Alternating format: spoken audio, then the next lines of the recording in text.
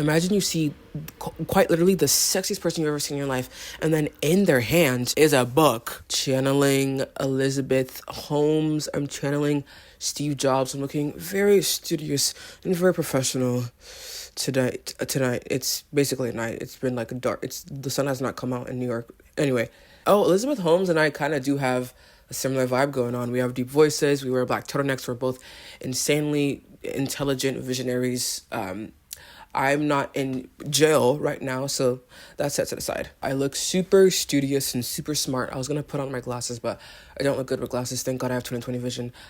Because I wanted to discuss something very important to me, which is reading.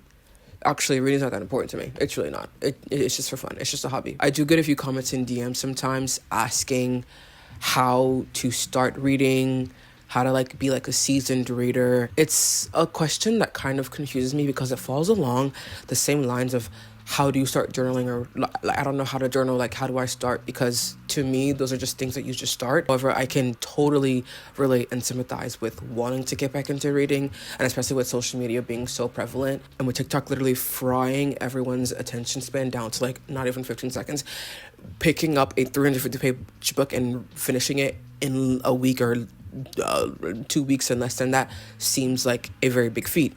I get it. So I started reading again about 2 years ago. That decision was primarily prompted by me wanting to do book videos on my YouTube, but that decision was also propelled by the desire to be sexy and well-read and cultured and feel like I'm educating myself or learning something new, even though I am finished with school. I've graduated college and I will never go back to college again. I told my parents that I will go back to grad school, but I told them that just to appease them. I will absolutely never go back to school again. Matter of fact, sometimes when I'm having the worst of my life, I'm having the worst day of my life, I look at myself and I think, imagine if you were taking a final right now, how would you feel? And then suddenly that day I'm having the best day ever.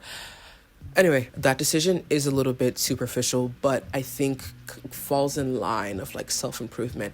And I think decisions like that are a lot more significant and important when it comes to wanting to read again. Okay, walk with me here. Imagine you see the sexiest person in the world, right? Super sexy, super hot, your type, whatever that means to you. They're outside at a coffee shop or a park, or why can I not name another place? Where do people go? Where do people live? Wow, even in New York City, folks, I don't know where people are. Yep, thank you, that's me. On the street, right? People are on the street. People go on streets. How else would you cross them? Imagine you see quite literally the sexiest person you've ever seen in your life, and then in their hand, or even worse, this is a sext, in their back jean pocket is a book. Wow. Their levels on the sexometer have gone from this to this. Am I right, folks? In a world where, I'm not going to get into my social media bag in this video, trust me, but in a world where everyone's consuming digital media, the fact that a person kind of takes the time out to seek out tangible physical media still, it's hot. Sorry. It's hot. But also on the flip side, reading can seem really intimidating. It can have really inaccessible language. It can make people feel sleepy, which is something I never really understood. I think if you're performing an act that is really, really boring, then that might prompt you to go to sleep. But I think that also just means that you need a nap. I think you just need to go to sleep. Or what you might be reading is really, really, really, really boring. And I think that just means you should read something new. But also then don't read in bed, because I can read in bed for hours and I still won't get sleepy. I'm going to be sharing a few tips with you that I like to implement that really, really helped me get back into reading. Might not work for you, might work for you. Let's have an open, healthy discussion, yeah? Maybe you even want to start reading. Maybe it's been 10 years since you've picked up a book. The last book you read was The Outsiders, Catcher in the Rye, The Great Gatsby. Hey, literally, look, no shame, no judgment here, guys. Okay, the first tip I have is to think about why you want to start reading again. Whether it's for self-reflection, you want to feel a little bit more mature, for informative purposes, just the tiniest bit of introspection is due before delving into a hobby that you want to consistently pour into. Because unless you've identified the desires or objectives between starting that hobby, you're gonna start, and I think you're gonna start off really, really strong, and then you're just gonna kind of stop. You're gonna burn bright. That's a phrase, right? You're gonna burn bright. Yeah. The point is that you're just gonna lose interest, and that's okay. Totally. I've gone months without picking up a single book. Literally months. Oh, sue me. I don't care. I've literally gone months. There's literally been times when I've looked at books that I fully wanted to read, and I thought I would rather chew glass than pick up this book right now. I don't want to read it, and I'm not going to do it. But I think identifying a reason, something that actually means something to you, is what's going to get you wanting to pick up that hobby, i.e. reading again. Do you get me? I think another really valid reason is social media cut down. Once again, I'm not going to get into my social media toxic bag. I was like watching a podcast. I am so over any podcast with anyone under 30. Do I think that this generation is kind of low-key cooked, and so is Gen Alpha, and like social media has just become this very, very, very big thing, and a lot of us are addicted to our phones? Yeah, absolutely. But like, I also just feel like it's not that deep. But I also think as accessible and as easy as it is to pick up this addiction, you can also drop it. Like, I've just heard so many takes that are adjacent to like social media is like the new genocide, and I'm just like, you guys, hey, we're losing a thread here. Oh my God. Like, okay, we get it. Gen Alpha and their iPads and lonely men, and 30% of Gen Z's have been in a relationship, and it's all social media's fault. We get it. What did Jada say? Can we talk about the socio-political state of the world right now? I think it's also important to realize that like reading is also just consuming media, right? It's just consuming media that exists in a different form. But I think utilizing that to cut down your social media time is a better way to take in media rather than just like, I don't know, looking at podcast clips for like 2 hours. Moving on. Number 2, I think this is my favorite tip, and it's to do not ignore graphic novels. I don't care if you're 30, 40, 50, 60, 20, 80, 10, 11, 12. Anyone can read a graphic novel, and anyone could also enjoy a graphic novel. I think keeping up with reading is simply maintaining a momentum, whether that's 1 book a week, 2 books a week, 3 books a week, whatever works for you. And I think that while it's really easy to sever that momentum and not read for an extended amount of time, it's also really easy to gain it back and to kind of like fall back into reading and regain an interest to reading. I think this is what works for me. If I haven't picked up a book in a long time and there isn't a novel that I know I'm gonna like really, really want to get back into, I ease back into reading with graphic novels. And I think this works so well because they're so easy to commit to. They're short, they're easy to digest. A lot of it is just illustration. You can usually finish them in like 1 sitting or a few hours without having to even worry about whether you're getting into a story or prose or writing style that you don't even like. By the time baby, you're finished. You're done. The book is done. Like, who cares if you like it? You literally finish it in an hour and a half. And even if you don't like it, that's motivation to start another one. Find one that you will like. They're perfect. After I finish a graphic novel, especially a really, really good one, I genuinely feel excited to read again. I haven't found many good graphic novels though, unfortunately. The last graphic novel that I read that I really, really liked was Skim. I don't remember the author's name, but I'll put it here. It's very, very good. Also, a graphic novel is still a novel. Like, you're taking in a story. It's still a piece of work of literature. There's writing style, characters, prose, like storyline, plot. It's still totally a book. And anyone who tells you that a graphic novel is not a novel, how about you tell them to go shove it up their big, fat, smelly, stinky arse. Oh, yep. Okay, my third tip is to use your library and PDFs. And also remember, you don't have to buy books. I had someone DM me being like, oh, like, I wish I could start reading, but I don't have the money to buy a lot of books. Baby, who said you had to buy them? Who said that? Now, I could just be a cheap frugal freak, but I think the notion of just like buying books is kind of crazy. Like, I think thank you. Right? No. Like, he agrees. I think having a bunch of books on your TBR and then just buying them, so kind of like blind buying, is insane to me. Like, spending your money on a brand new book that you don't, that's insane to me. I'm scared of you. I'm afraid of you. Get away from me. You and your disposable income. Get away. But I like the idea, and I also like the idea of like gifting or like loaning books to your friends and, this, that, and the other. I get it, but I also don't. But I get it, but I also don't. But I also get it. But I think an alternative, hey, utilize your public library. Hello. One summer, I think my brother and I were in middle school. My dad dropped us off at the library every single day. I don't really know why, because then I beg to differ. Where was my little sister? She wasn't with us. Where was she? I don't think she... And then where was my mom? I think my mom was working. I don't... Oh man, I gotta ask my brother about that. His memory is way better than mine. Hey, my memory is cooked. It's cooked. I hope all the good karma that I got from working with geriatric people who are old as bats and with dementia and who are sometimes very, very aggressive and racist, I hope that comes back to me when I am old. God forbid I'm in a nursing home. I'd rather literally go out in the forest and shoot myself. But I hope, that karma applies to me when I am old, and I think I would truly have like early onset dementia and someone talking to me and I'm just going to be like, Anyway, public library, my dad dropped my brother and I off, and I would just, like, read. Don't get me wrong, I'd go on that computer real crazy. I'd go on PopTopica, and I'd go on, like, Twitter and all a bunch of nonsense. But I would also just knuckle down and read, and I loved it. I read so many books that summer. The books in your public library are quite literally waiting for you to check them out. They're waiting for you. You can go utilize them, support your community.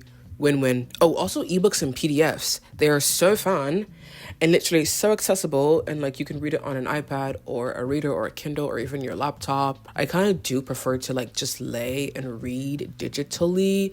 I like it's easier to like highlight and like keep track of like pages. You don't ever need a light because like you're reading off of an electronic device, whatever. Anyway, my next tip is to make reading community-based. Only if you want to. Reading, like every single form of media, is fun when you get to talk about it. And for some people, it's only appealing if they do get to talk about it. Sometimes I just want to talk about a character or a book, which is kind of why I have this platform, so I can flap my stupid jaw. No, go on. I just want to talk about a character and why I hate them and like why I hate like the plot or the prose or the writing style or blah, blah, blah, blah, blah, blah, blah, blah, blase, squaze. But books don't have to be this like solemn intellectual practice or thing that you like do all by yourself. If you want to make them social or talk about them or whatever, you can do that. You can post about whatever you want. Hey, guess what? There is a great, oh my God, I'm going to do a big video about this. There is a great deal of women out there on TikTok who are posting and talking about how much they love these certain genre and category of books. And then you look a little bit, not even that much deeper. They're talking about, hey, guess what, guys?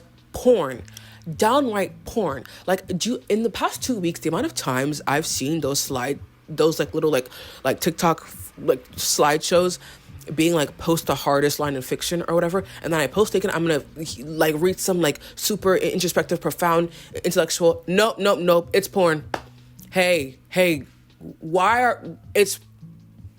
porn. Like one literally posted it and then they highlighted the line, and then the line was from a male character saying, "I'm going to find you and I'm gonna you." God, if you could hear me now, the rapture, let it come tonight. Anyway, utilize book clubs, utilize social media, whatever you need and whatever tools and resources, there's a lot readily available to make reading feel like a social thing. If you want it to feel like a social thing, who says you can't? Who says you can't? If you're like an extrovert, scary, I don't know why anyone would be that, and you want to talk about what you're doing all the time, talk to people, be around people, who says you can't do that? Who says you can't do that? But on the flip side, if reading becoming like social or something that makes you feel like you have to explain yourself or talk about it or whatever, if that makes you uncomfortable, you don't have to do it. It can just be a solo thing. You don't have to download Goodreads. You don't have to join any kind of challenges. It can just be something that you do for yourself and only for yourself. I do have a Goodreads account, and I did set a personal goal for myself last year. My reading challenge to be 60 books. I didn't even hit 10. Hey, was that humiliating? Yes, it was. My next tip is to read what you actually want to read. I know that seems like it's very simple, but there are a lot of external forces out there that influence and impact our every move. I think people are really flocking to these like aesthetics and self-labeling and self-categorization, like with coquette and clean and whatever, scabever, spaghetti, baguette, classics, intellectual, dark academia, sad girl, femmes.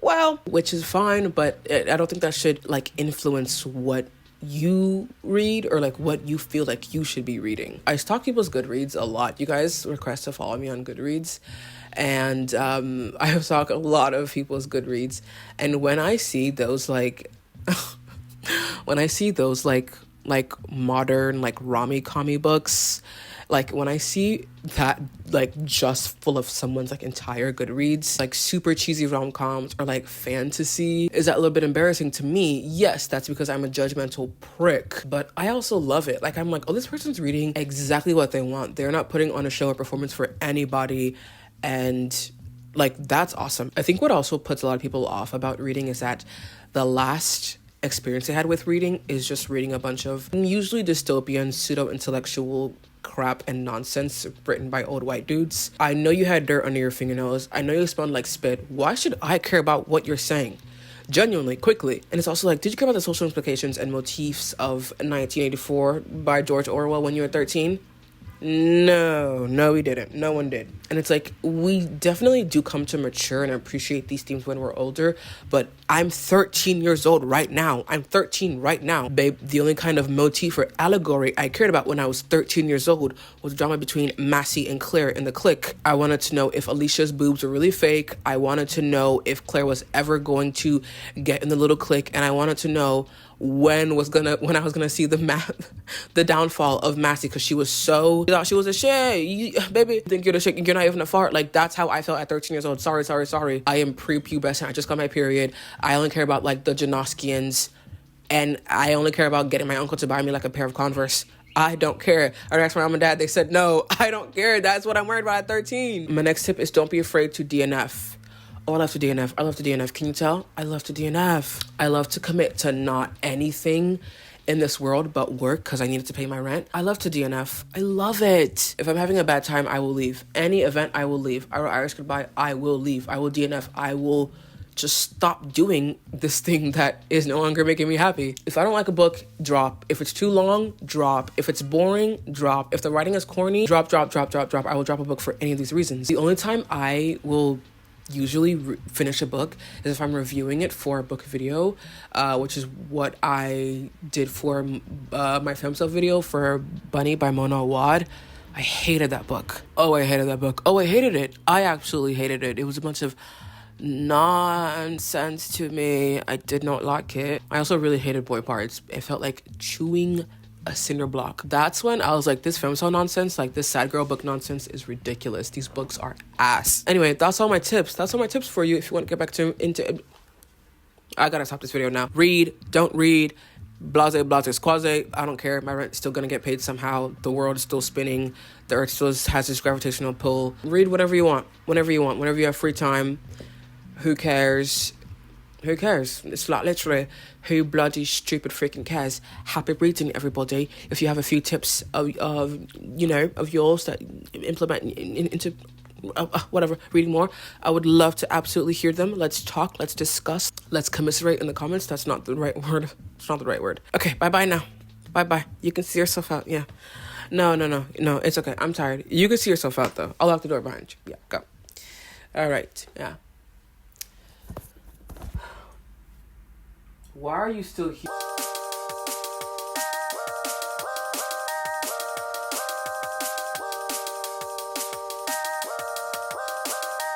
What? Y'all are finding a white woman who can braid your hair? That is not fair. I want one. Why can't Mary Grace braid my hair? That white woman is so useless, I'm telling you. Like, what is she good for?